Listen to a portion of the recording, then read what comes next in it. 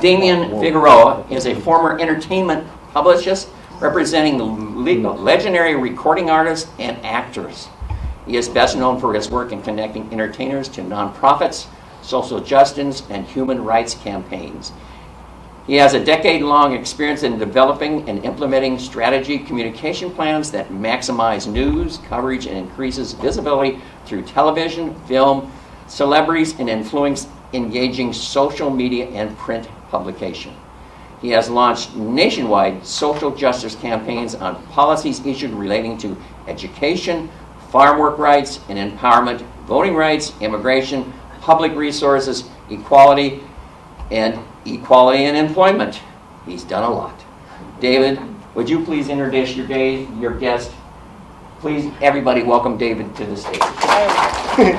So, I grew up in Arizona, and I grew up as a child farm worker from 8 to 18, and we worked through Yuma, all the way over to Gila Bend and Archila, I think Tonopah and Buckeye and all those areas like that, and cotton and citrus and you name it. And we worked in the chicken coops here in Tucson, and then we worked in Wilcox as well. And we were migrant workers, but within the state of southern Arizona, right? So so that's where everything is based on, That's where I actually got started in social justice and just watching a lot of the injustices that we would see growing up in school, and my mom and the work that she would get and how they would treat my mom. And so it was just some things like, it was just left an indelible impression in me. And everywhere I went, I always had a problem in school and work and everywhere, where I just felt I would just spot all these injustices. I said, well, I need to work with folks or an organization that understands how I operate and how I see the world. And there was a lot of other people that saw the world the same way, and just needed to find my tribe. But I had to leave Arizona, and when I was 18, and I went to toured in Europe. I was a singer with the group Caught Up With People. Have you seen the group Caught Up With People? Oh, yeah. So I was the lead in that show throughout Europe and Mexico and South America, and so I saw the world really, really. If we had injustices here in 1981, they were more prevalent in Europe as well, especially in Spain and areas like that. So that's where a lot of my filmmaking, my writing, and my activism is based on. So I just fast forward real quick. I've done a couple of, I've done several films, but two that stand out are two films that I did executive produce with the actress, now producer, executive producer, and director Eva Longoria, who's a very, very dear friend. So she actually got me and started doing film. And there's a film called The Harvest: The Children Who Feed America. You can find that on Amazon, and I think on Netflix as well. But you can also see it for free on YouTube. But don't tell anybody I told you. And the other one I did was with, it's called Food Chains, and that's about farm workers that were imprisoned in Florida, the tomato pickers. So those are also those are also on Amazon and Netflix and on YouTube. But don't tell anybody. I told you that. So it's Food Chains and The Harvest. I'm really, really proud of those because the last big film that was done on farm workers was called The Harvest of Shame. Did anybody see that film? The Harvest of Shame with Merle? And so after that, it was our film called The Harvest, and they're seen as pretty much landmark, critically acclaimed films. So I'm very, very proud of those. But it takes a lot to do these documentaries, and there's no money involved. So there's not been, just like all the work that the Samaritans do. So before I can, so let me just say a couple of things, and then I'll introduce somebody who's like a very, very dear friend and like family to me. But I first heard of Shura Wallin through a friend that we have together, mutual friend. Her name is Linda Ronstadt. And Linda, I recorded a couple of albums with Linda's family, and then she and I worked together on a lot of civil rights work. A lot of people don't know her as a social justice activist, which she is, and has funded a lot of campaigns and a lot of issues, especially a lot of the organizations that I work for. And I told her I was going to be speaking at Common Ground on the Border, showing food chains, which is the first place it was ever shown. And she goes, "You got to meet this woman. Her name is Shura. She's amazing." And in fact, recently she wrote about Shura in her latest book called Feels Like Home. There's a whole chapter dedicated to the Samaritans' work and also Shura. But 14 years ago or something like that, I met Shura and she took me out to the border, and then my life was changed. I really felt like I needed to do work that actually was human to human, instead of the top work. So I've been to the White House many, many times. We've been to Congress. We've been doing that work on what they call grass tops. But we really needed to do grassroots and really more so human to human contact. And that's what Samaritans does it. And I really felt I kept going back every year to see Shura, and I said, "I'm going to make a documentary about you." Now there's a lot of Samaritans. There's 300 of them. A lot of folks that donate money said, "Look, why Shura?" Because Shura to me, and like when you're paying for the film and you're directing the film and you're sacrificing many years, you say, "I can make a film about whatever I want to make," right? Nobody's paying for it. Shura is the kind of person that would not say a bad word about anybody. She is one of the most giving, kind people that I've ever met. And she's someone that really took the time to mentor me. You get emotional a little bit. She mentored me in a way that that she would like a child. So I really felt safe. I could express my feelings and tell her certain things about why are they doing this? Like, why are these people coming across the border? Because I grew up as very much an American. My family did not migrate. My family was here already when border went up in 1912 in Arizona. I think that's when Arizona became a state. So Shura is a safe zone, and so I wanted to make a film not only about the work that the humanitarian work, but about the person and why people gravitate towards her. And the other reason I wanted to make this film, obviously I'm Latino, Mexican American. There's a dialogue that goes on, and we always hear like comedians and people, this talk that happens when it's not public, it's in our homes, in our kitchens. We always hear the word white people. White people do this. White people are responsible for that. And white people, So I think actions are very, very powerful. And when you see someone save someone's life from one day to the next, that person is not going to live unless one of the Samaritans intervenes. They literally, when they're out in the desert, they give them food and water, and they get to go to the next day. That's very powerful.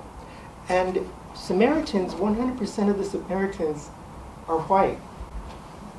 And so that's something that we don't see on the news.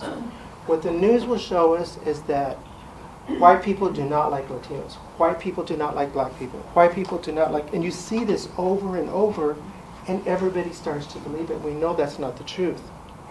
The truth is that white Americans are responsible for a lot of the civil rights work that has happened in this country. They've been working hand in hand with minority groups in helping to change a lot, and helping to change the way we live today in America. And now that's in question. It's been in question for quite some time, and it divides our country. But there are actually, like Latino groups and African American groups, a lot of them are, and you can look at the records are proof, the majority of the people that give to Latino organizations, national organizations, and donate to minority groups are white Americans. And that's very powerful, and that's a story that we really need, that we do care about each other. And so that's what I wanted to show. And Shura is an example, umpteenth degree of the person that I really think that we as Americans can model ourselves after. One of the quotes you'll see in the film is that a lot of people refer to Shura as the Mother Teresa of the desert. And she's like, no. But everywhere we've shown this film, everybody agrees. So it's like, that's what I'm saying over and over. So real quick, this film has gone, I never thought, I knew the message was going to be powerful. I just didn't know how powerful it was going to be. That there's this little town, little city in Arizona that a lot of people don't really think that, when I moved here, people said, there's nothing to do there. But there's a lot to do here. When you look at the Samaritans, everybody's active, everybody's positive, everybody seems to be putting, life ahead of problems. And I think that's really the way to live. Now, speaking of the Samaritans, there's a woman, her name is Rita Henninger-Danks, who has a message, but she has also been a great mentor to me and showing me the ropes over the past 9 months. I could not have made this film without her. Jaime Brestar, who is also in the film, and Rita's also in the film, and they're in there for a moment. We're going to do a full length of. I've already shot all the outtake, or not the outtakes, but the B-roll and all of the last 9 months at the border wall, and which we've had some very, very powerful images that that we've shot there. And so, without further ado, let's first of all give a hand to Shura.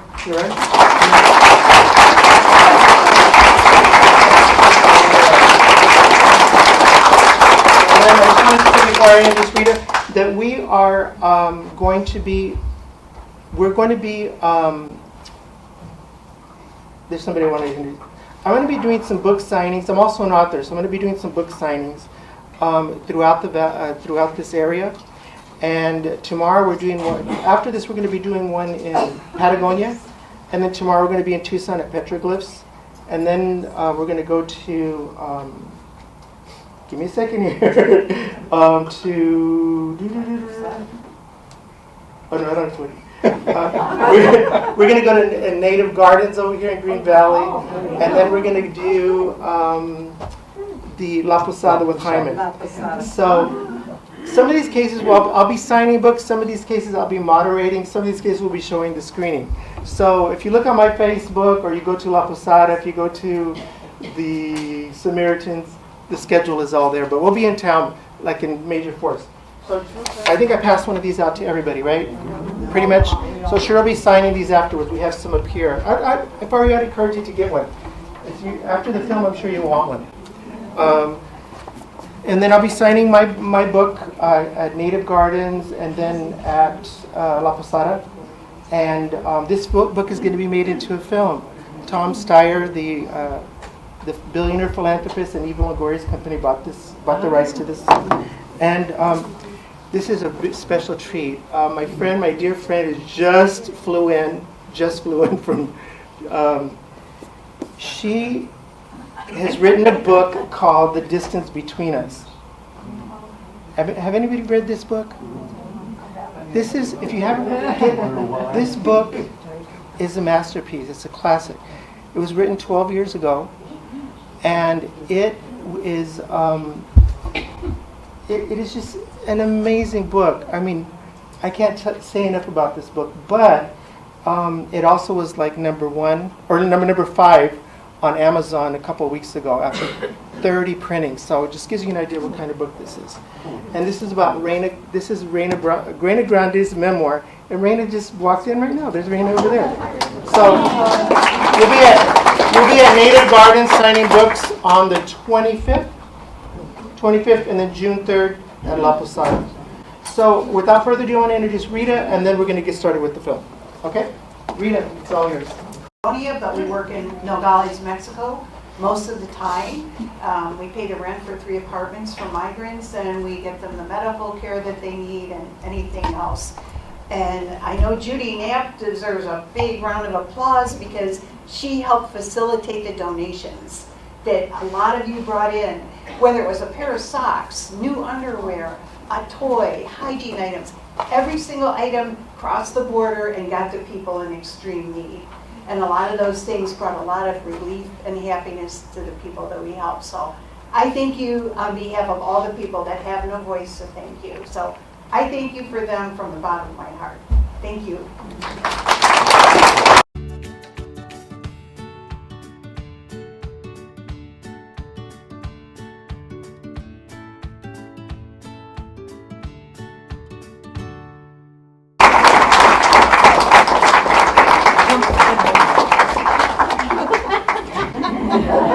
He was going to climb the table. So I just wanted to get, does anybody have any questions, any comments, things you'd like to, suggestions? Anyone? Deborah. When will you bring this to the Northeast? There are so many people there who want to and need to see this. Well, if you want to invite us, we'll come. It's about $20,000. No, I'm just kidding. No, it's the whole idea of this film. It's not going to be out for distribution. What we're going to be doing is this film will ultimately be donated to the Samaritans, and we would like to create a speakers bureau around it. So I'm shopping around with two foundations and folks with high wealth that might be able to that are looking for a tax deductible donation so that we can create a curriculum and all of that for schools and all that, so the Samaritans can sign up and be a part of a speakers bureau, and then they can go out. I think that I really think that that's the best way to do it, and so we're in the process of trying to find a nonprofit to be the fiscal agent for that. So that's in the works. And then at the same time, like I mentioned before, we're filming the full-length documentary. So during the past 9 months, we know that it's been very, pretty amazing at the border. With so many people crossing.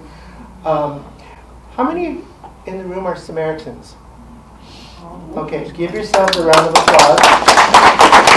Because the past 9 months are it's just historic times at the border. More people than ever have been crossing, and people have been getting more time than ever before, more dollars than ever before, and just some of the things that folks do. For example, boil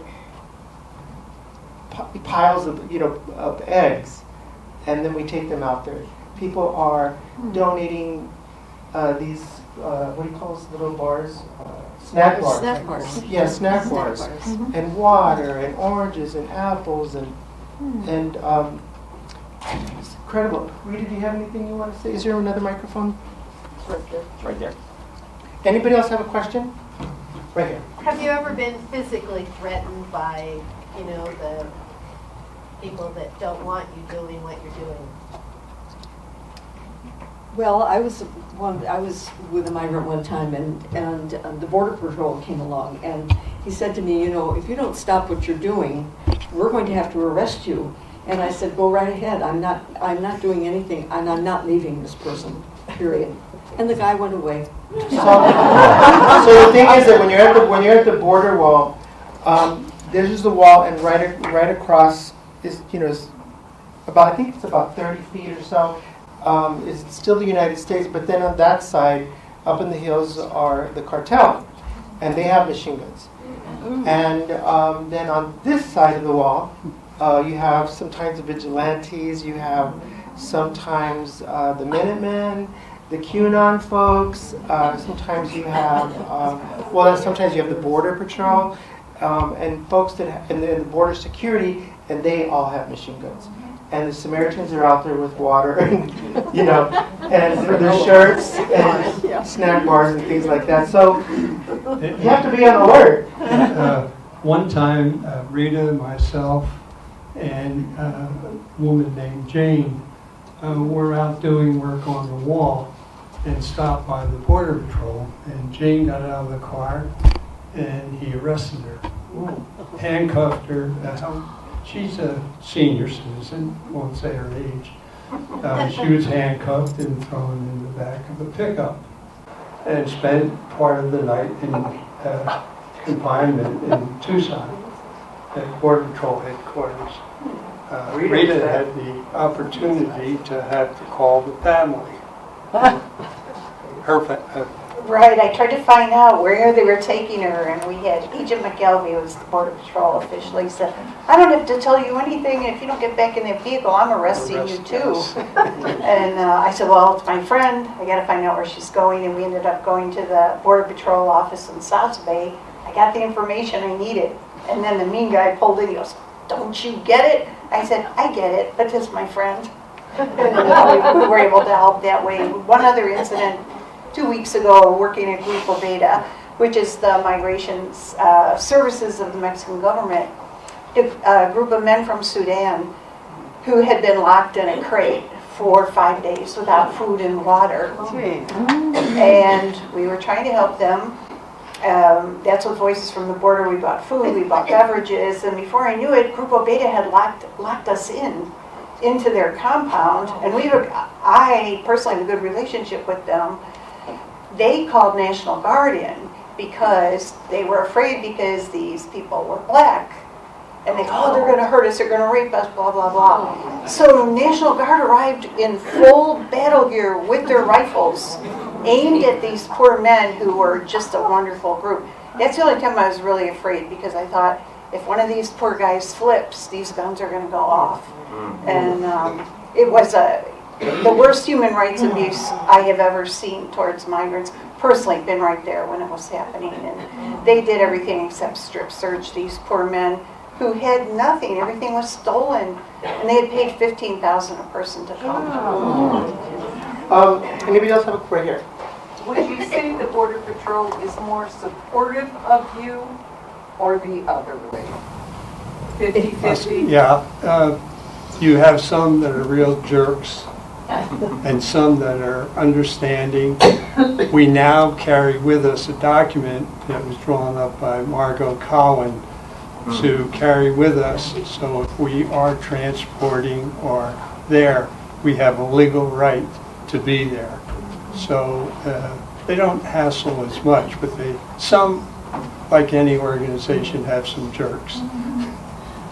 We used to have meetings with the Border Patrol in Tucson. And after one of the meetings, I went to the chief and I said, "I think it's incumbent upon you to come with us to the border so that you can see firsthand what's going on." And he did. And not only did he come with us, he washed the feet of migrants. And unfortunately he was transferred. I knew they had to get rid of him. When I was filming, terrible.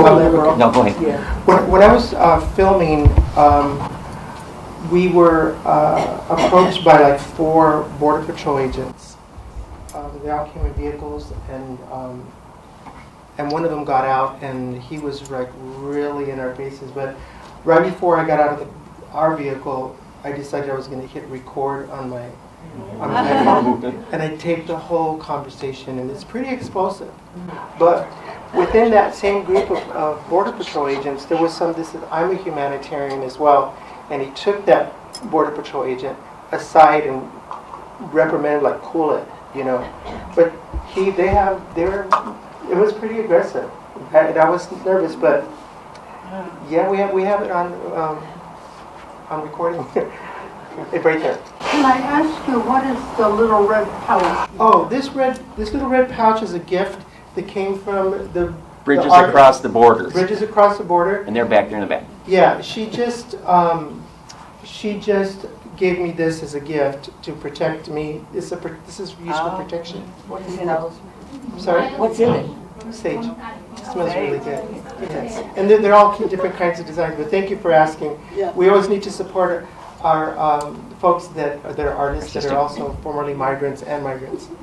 So every time I travel, I try to always pick up one of the gifts for migrants and take it to the people that are hosting. I wanted to also mention, to just build on what Deborah said back there, if you'd like to bring us in, we're always open. We try to work with you.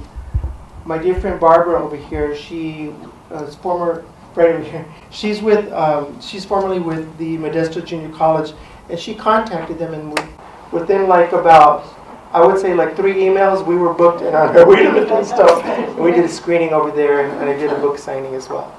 Yeah, just, one thing that we get benefits out of, there are many people that we've helped and we're still in contact with in the United States and telling us about how happy they are to be here and what they're doing. So they've established themselves either working or going to school. One gentleman from Sudan, who I met at the border, is now getting a degree in nursing back in the East Coast. 53 years. 53. Yeah. So there are real success stories that we get to hear once in a while. Rita, I know, has friends that went to Florida. And where were they? We recently had. You don't know? Oh, you're making it up. Recently, when I first started going to the border at Keno, there was these 2 women. They were indigenous. They're literally about this tall. Yeah. They look up at you, right? They did. So they had been there for like 9 months, Anastasia and Guadalupe, right? Yes. Do you want to tell that That's story? just who I was asking. Yes, there's 2 older ladies. When I say older, I mean they're probably like in our age group. They were indigenous in their indigenous clothing from Guerrero. Their husbands had been murdered in front of them point blank. They had to kneel down. They shot them in the head in front of these 2 ladies who then fled with their daughters and their grandchildren. And they mixed Mixteca with Spanish, so sometimes I couldn't communicate as well as I would have liked to. I don't know the Mixteca. Anyhow, they are in Blytheville, Arkansas now. And they sent us pictures of them having a little outdoor party. And the relationship goes on because they need medicines, which I can buy in Nogales without the prescription, and ship it to them and ship them different things that they need just to get by. But I think they're going to make it. And they sent photos of themselves inside their new apartment, and they were dancing, and we're celebrating, because Barbara, I don't know if we're still allowed to say this, but Barbara and Rita and myself, we've taken it upon ourselves to, we're not supporting them, we just send them, rice and beans and just staple items, and sometimes, clothes and things like that. And it's just kind of like just pretty amazing, because you become friends with people that you never ever thought you'd become friends with, And we have time for maybe 2 more questions. I just have a comment. I work at Casolitas, and the people are so appreciative of every single thing we do for them. They're just the least bit of things that you offer them. It's just, gratitude. And it's so nice to see. I don't think people realize how appreciative they are. One of the things that we have to remember about folks, and then put ourselves in their situation, and that's something that I really learned from you, Shura, is that nobody wants to leave their family. Nobody wants to leave their home. You just have so many memories. What exactly, and all of a sudden you're uprooted because somebody comes into you, like Anastasia and Guadalupe. They were all lined up in the kitchen, and the men were shot execution style in front of them, and so they fled with their lives. And what they had, these women had for 9 months the same clothes on, and they asked us, what do you need? And she goes, laundry detergent. Just very simple things, and we went to where they lived at La Roca. At La Roca, which is in the middle of cartel country. And then they're basically, from this point to there's the wall, and that's from the bedroom, that's what they saw as the wall. And she's like, it's so, freedom and the American dream is like just across the side of that, on the other side. It's really, really sad, but people do not want to leave. People do not want to come over here. They don't. This is the only place, the only option that they have. And we're seeing people from Bangladesh, all over India, from Pakistan, from India, Haiti. Iraq, Haiti. So I think they were saying like 60. I saw a post on Keno Border Initiative. Are you all familiar with them? Right. 67% of the people that were coming in at one point were all non-Latin countries. So these are wars that are happening all across the world. And as we look forward, you know, how we, I don't know if I'm saying, but how we vote, we need to think about that. We need to, you know, I honestly feel, and I'm going to probably get in trouble here, but, you know, we need a female president. Women do not start wars. They don't. They're peacemakers and they end wars. And they're great negotiators. You know, I just think that, you know, and the other person that trained me is Dolores Huerta, you know, Dolores Huerta. So, yeah, I mean, she would agree. She'd be very proud of me for saying it. But it's true. You know, we really need more female energy in the White House, you know, to really, and if you notice, and I'll get off that. I was going to say, I think Margot, isn't she part of the Justice for All? Yes. It's the petition that is down in headquarters. Is to provide legal services for those people in need. If you've not signed that petition, please do so. It is just for Pima County. So stop by headquarters and sign it up. Would you put your address, your Facebook page up on the board there for us all to see us? How many are on Instagram here? Anybody on Instagram? Okay, I'm at David Damien F. For anybody who wants to Facebook me, I'm David Damien Figueroa. Same thing for LinkedIn. Same thing for David Damien Figueroa. And Shura Wallin. I don't know about Rita. What she want me to?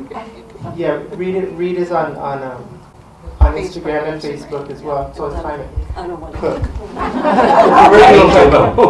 We could go on all day. Thank you very much. Let's give them another big round of applause.